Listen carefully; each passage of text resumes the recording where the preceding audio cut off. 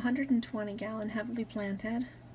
Inhabitants are pest snails, including bladder and ram's horn dwarfs.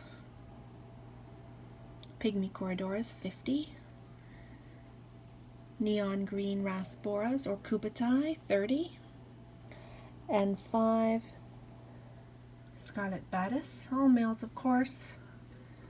I live in Ontario, Canada, and nobody can get females here. But I originally got the batis to control the population of the dreamy blue shrimp because it is out of control. People say that a good colony is healthy, but it's so much. I look around my tank and it's like ants. And quite honestly, I don't like that many.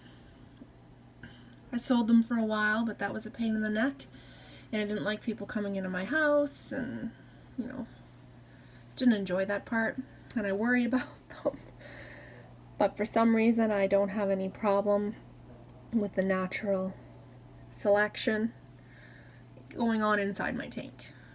Although none of these species are from the same lake or even continent.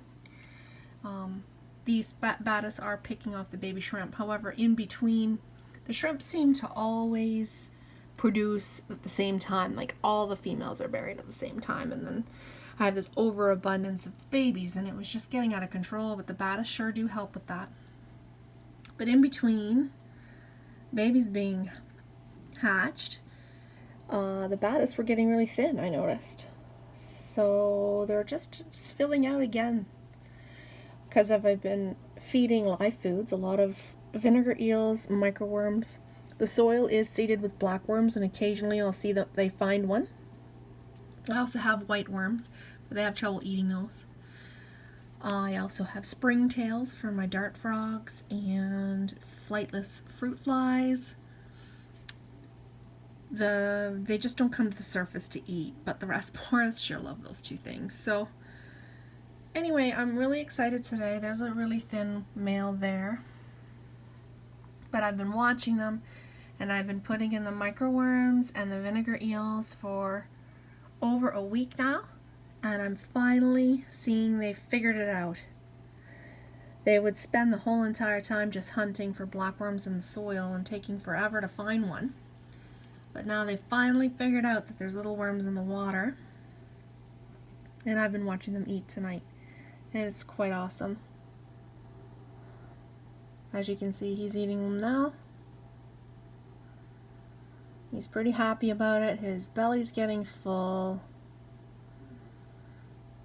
Slim, who was in the frame a minute ago, oh, there's Slim there.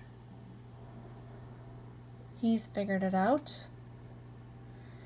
He's just not as brave as the other ones for obvious reasons, and he stays around the plants and the substrate looking.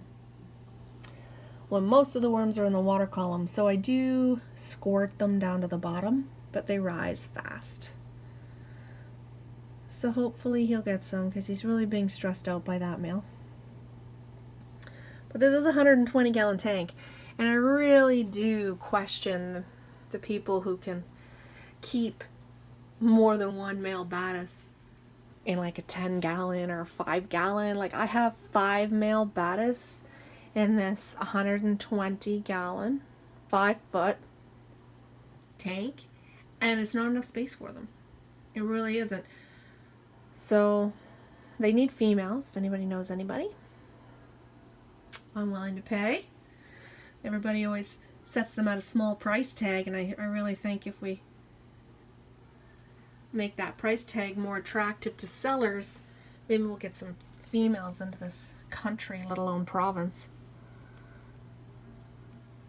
So here they are. They are my jewel of my tank. I truly love them. I think they're phenomenal. I enjoy watching them so much.